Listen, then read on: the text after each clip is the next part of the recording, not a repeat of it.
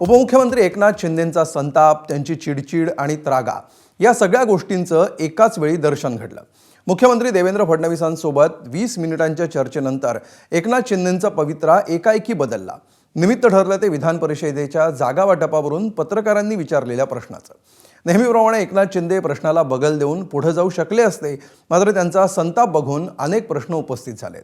कोणते आहेत हे प्रश्न? बघूया एबीपी माझाचा हा स्पेशल रिपोर्ट। आज बैठका पुन्हा झालेल्या आहेत। विधान परिषदेच्या निवडणुका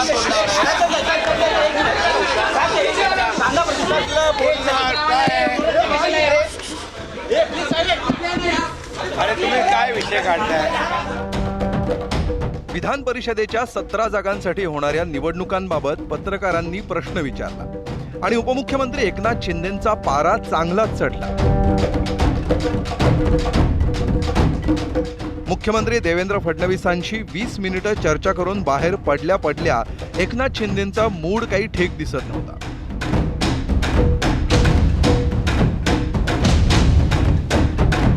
त्यामुळे फडणवीसांसोबतच्या बैठकीत शिंदेंच्या मनासारखं झालं नाही का असा प्रश्न आता उपस्थित होतोय।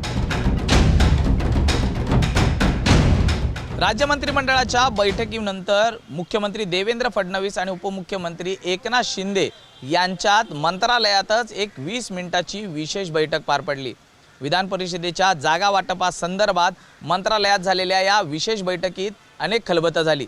17 पैकी 6 जागा या शिवसेनेला मिळाव्यात अशी आग्रही भूमिका शिवसेनेची होती।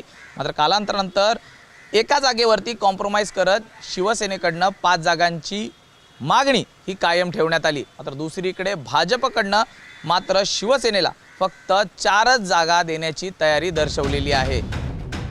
दरम्यान रविवारी एकनाथ शिंदेंनी राजधानी दिल्ली गाठत केंद्रीय गृहमंत्री अमित शहांची भेट घेतली।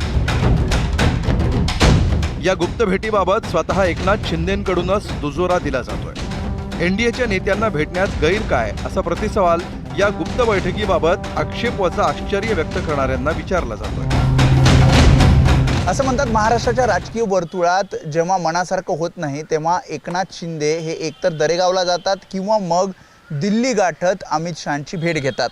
रविवारी एकनाथ शिंदे आणि अमित शहांच्या भेटीची जी चर्चा आहे त्यामध्ये विधान परिषदेच्या मुद्द्यावर चर्चा झाली की नाही याचं उत्तर एकनाथ शिंदेच देऊ शकतात। मात्र विधान परिषदेच्या मुद्द्यावर चर्चा झाल्याची शक्यता नाकारता येत नाही, कारण महायुतीमध्ये विधान परिषदेतल्या 17 जागांपैकी कोणती जागा कोणाला मिळणार यावर सुरू असलेली ओढाताण। शिंदेंनी रविवारी केलेल्या दिल्लीवारीची आम्हालाही कल्पना नव्हती असा दावा शिवसेनेचे नेते करतात।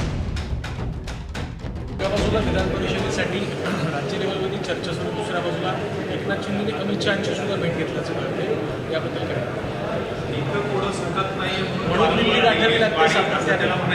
माननीय शिंदे साहेबांनी भेट घेतल्याची तुम्हाला जसं कळतंय तसं चॅनलच्या माध्यमातून आम्हाला कळतंय। त्याच्यामुळे मी आणि गुलाबराव पाटील साहेब आता साहेबांची चर्चा करू आणि मग त्याचा खुलासा करू। तुम्हाला जे कळलं ते तुम्ही स्क्रीनवर दाखवलं, तुमच्याकडनं आम्हाला कळलं।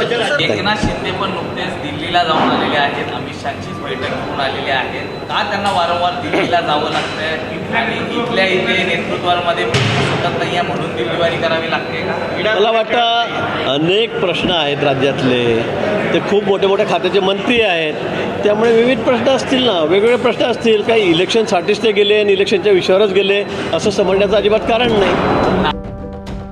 17 जागांवरून महायुतीमध्ये कशा प्रकारे राजकीय जत्रा सुरू झाली आहे बघा। 12 जागांवर भाजप आग्रही आहे, शिवसेनेला 4 आणि राष्ट्रवादीला 1 जागा सोडायला भाजपची तयारी आहे।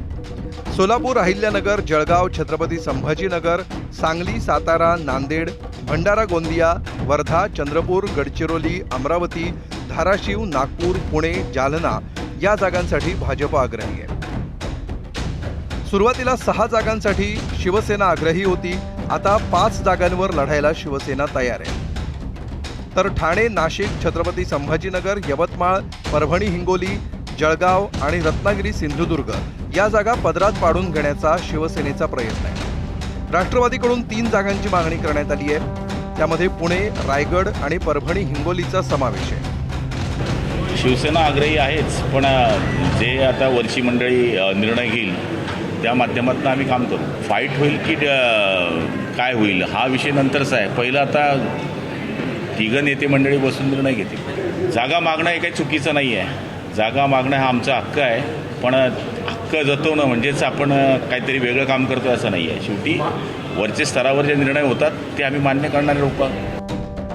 महायुतीतल्या तिन्ही पक्षांना हव्या असलेल्या जागा आणि 17 या आकड्याचं गणित काही जुळत नाहीये.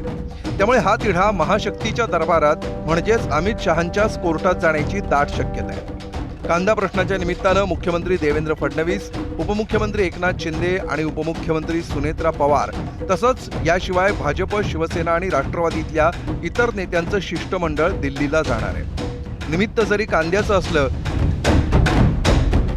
तरी या दिल्ली दौऱ्यात जागा वाटपावरून महायुतीतल्या वांद्यावर तोडगा काढण्यावर भर दिला जाऊ शकतो. असं असलं तरी दिल्लीवारी ही फक्त आणि फक्त कांद्यासाठी असेल असं महायुतीचे नेते म्हणतात. मला वाटतं की फार काही तिढा नाही आहे. तो लवकरच आजकालमध्ये सुटेल आणि उद्याची जी बैठक आहे अमित भाई शहांकडे मान्य आमच्या नेत्यांकडे, ती फक्त कांदा विषयावर आहे. इथे कुठेही आमदारकीच्या जागा कुणाला सोडायच्या, कुठे सोडायच्या हा त्या बैठकीचा विषय नाही. आमचा विषय तर अजिबात नाही. दिल्ली गाठण्याआधी भाजप, शिवसेना आणि राष्ट्रवादी या तिन्ही पक्षांकडून स्वतंत्र बैठकांचा सिलसिला सुरू आहे. आता विधान परिषदेच्या 17 जागांचा तिढा मुंबईतल्या बैठकीत सुटण्याची शक्यता धुसर आहे.